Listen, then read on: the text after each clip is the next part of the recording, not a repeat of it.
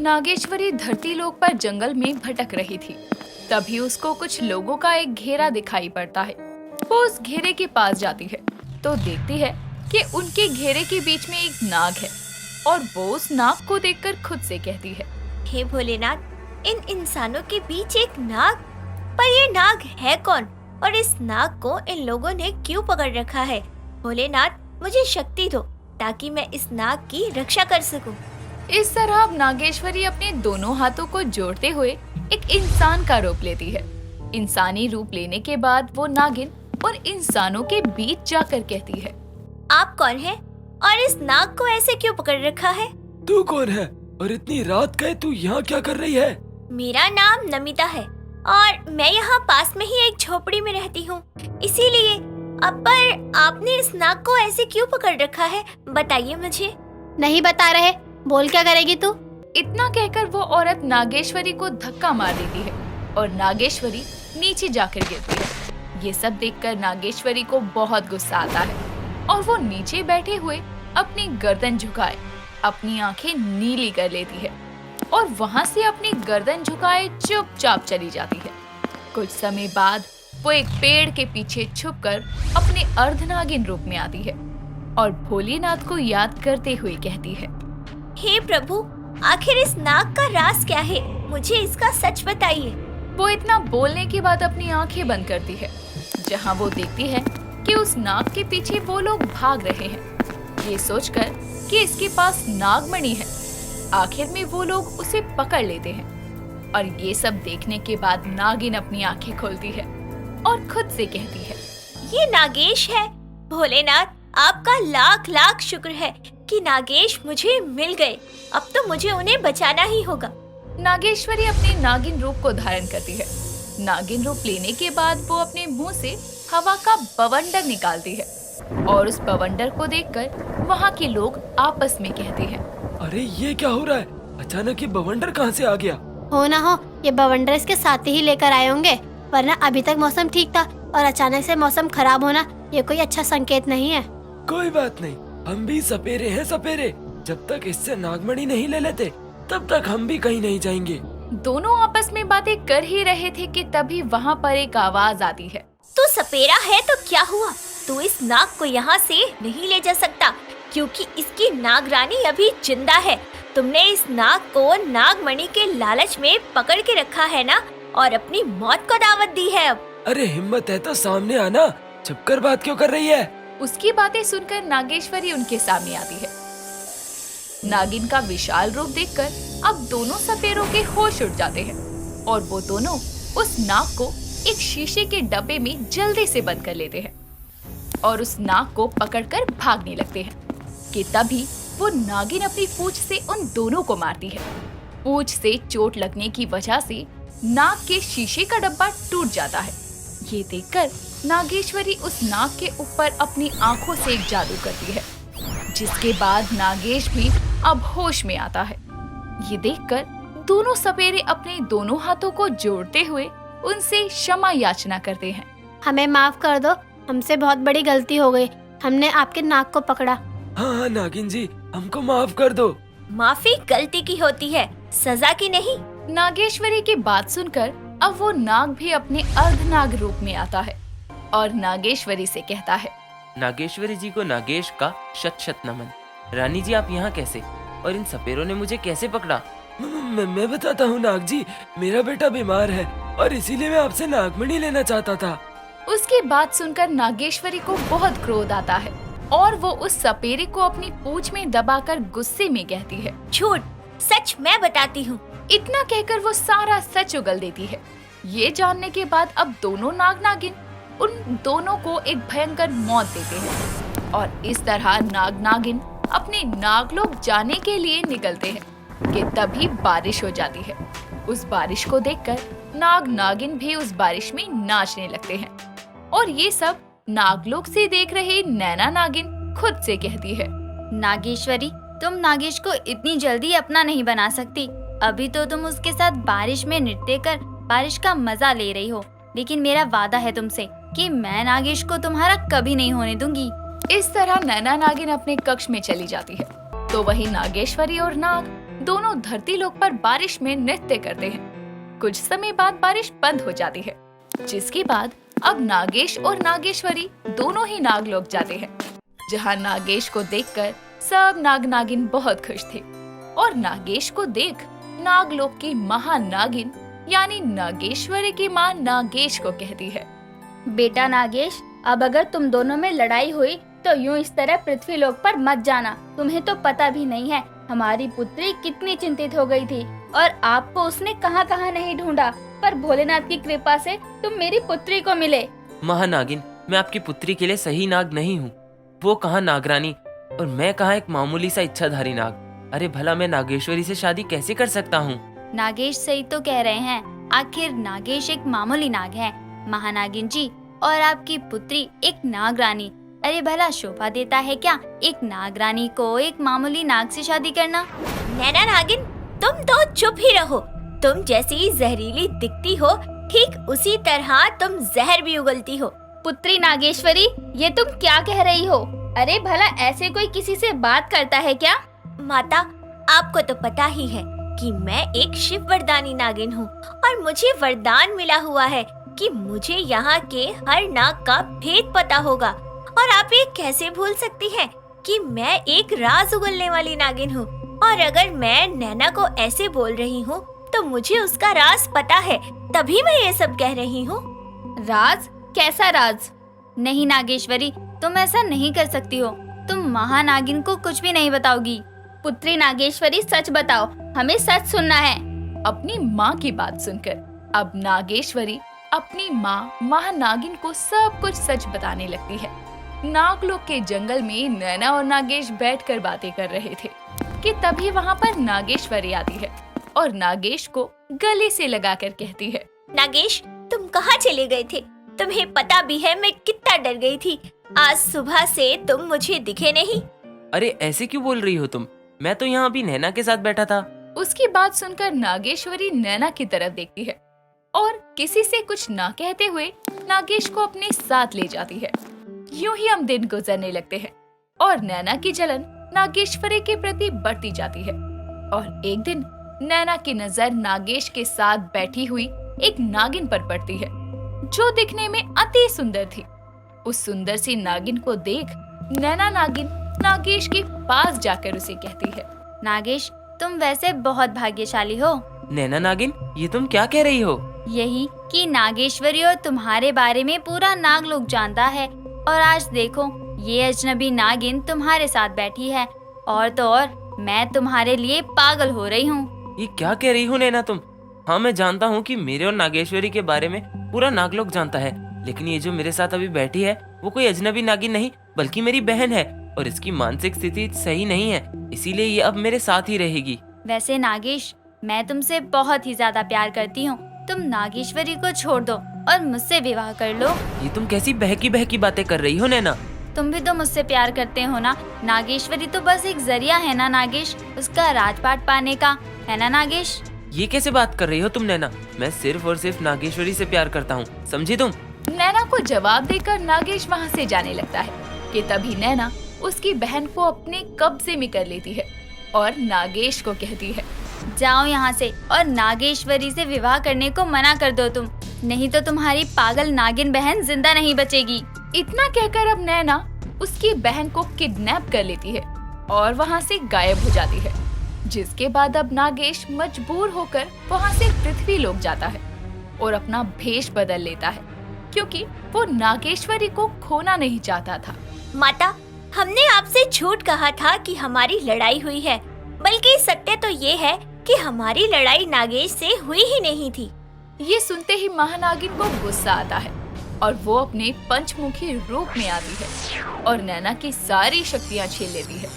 बेचारी नैना नागिन अब एक मामूली नागिन बनकर रह जाती है और इस तरह नागेश की बहन उसको मिल जाती है। तो वहीं अब नागेश्वरी और नागेश की शादी होती है। सहरी नाम की सांवली सी दिखने वाली नागिन आरती की थाली लिए शिव मंदिर में पूजा करने जाती है। उसके मंदिर में प्रवेश करते ही वहाँ खड़ी सारी नागिनें मुंह बनाते हुए उसे घूरने लगती है। तभी वहाँ नागराज की पुत्री रूपवती नागिन उसे ताने देते हुए कहती है। फिर अनुचित समय पर मंदिर में प्रवेश किया तुमने। सहरी, तुम यहाँ तब क्यों नहीं आती जब मंदिर में कोई नहीं होता? पूजा का कोई उचित समय नहीं होता रूपल, और भोलेनाथ के दर्शन के लिए पधारने को तुम्हारी जरूरत नहीं है। रंग रूप ना सही, किंतु हर बात का भली प्रकार से उत्तर देना आता है तुम्हें। वैसे किस बात का घमंड रखकर ऐसे बोल लेती हो? क्योंकि घमंड करने लायक रूप तो नहीं है तुम्हारा।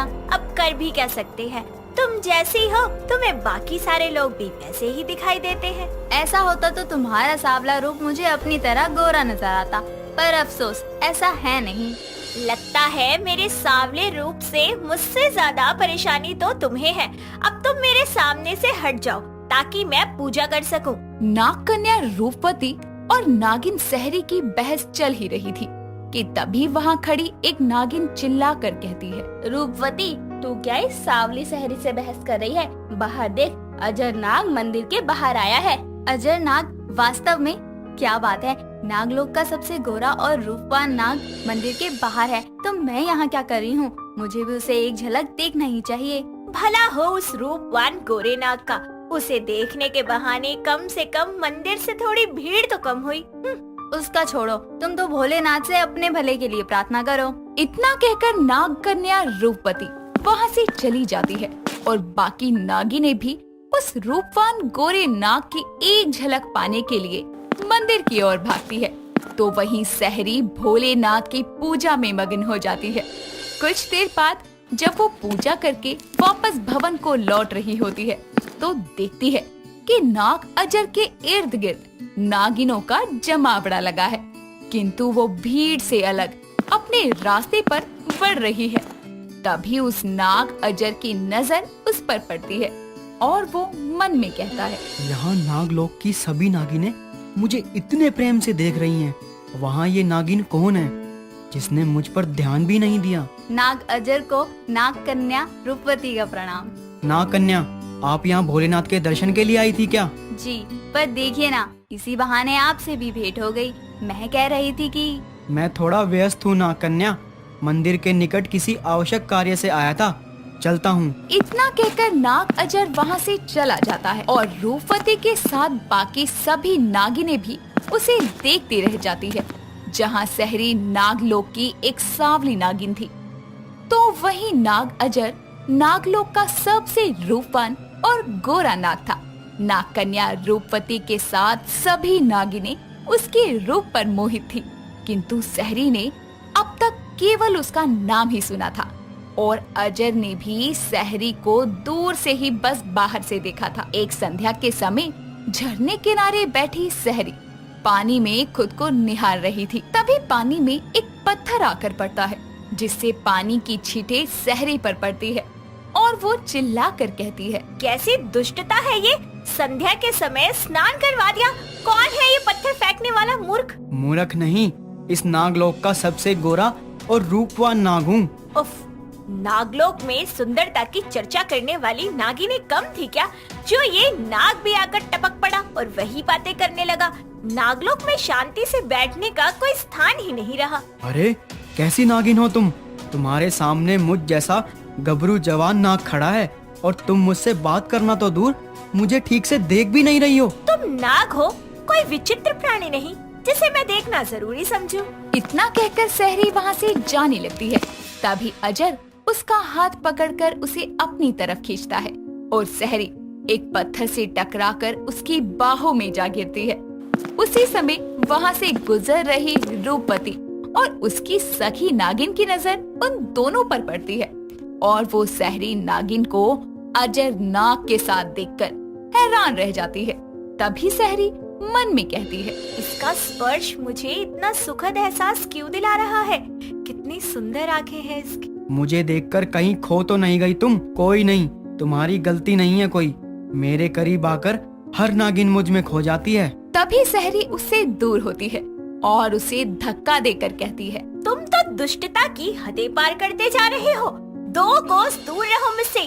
पहली मुलाकात में इस तरह का बर्ताव कौन करता है? वही तो, पहली मुलाकात में तो हर नागिन मेरी दीवानी हो जाती है, किंतु तुम हो कि मुझे खुद से दूर करे जा रही हो।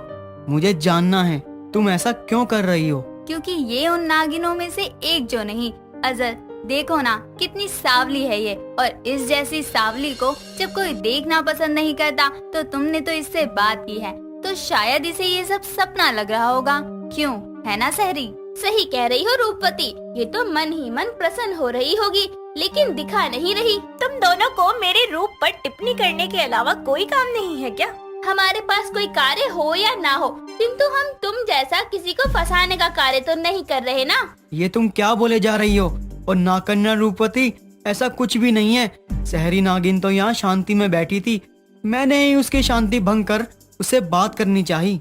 तुम सब क्या आज एक ही प्रकार का जहर पी कर आए हो, जिसे पीने के बाद तुम सबको मुझे कोसने, मेरी आलोचना करने और मुझे परेशान करने की शक्ति प्राप्त हो गई है? तो ठीक है, तीनों मिलकर यहाँ बातें करो, मैं जाती हूँ। किंतु सहरी अजर की बात सुने बिना ही वहाँ से चली जाती है। तो वहीं रूपवती उसे जाते देखकर खुश होकर अजर से बातचीत करने का प्रयास करती है, किंतु कुछ ही देर में अजर किसी कार्य का बहाना लगाकर वहाँ से चला जाता है। समय बीतता है। अजर सहरी को कभी बाग तो कभी झरने किनारे दूर से ही देखा करता। एक दिन जब वो वन में एकांत में नृत्य कर रही होती है, तो अजर एक वृक्ष के पीछे से उसका नृत्य देखने लगता है।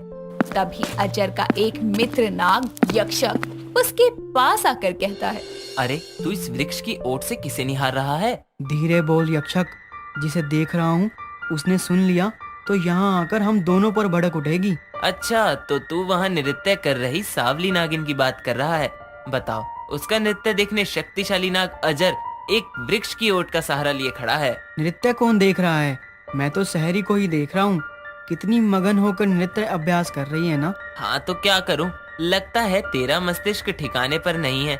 नागलोक में सुंदर नागिनों का अकाल पड़ गया है क्या, जो तू इस सावली नागिन के दर्शन करने को मजबूर है?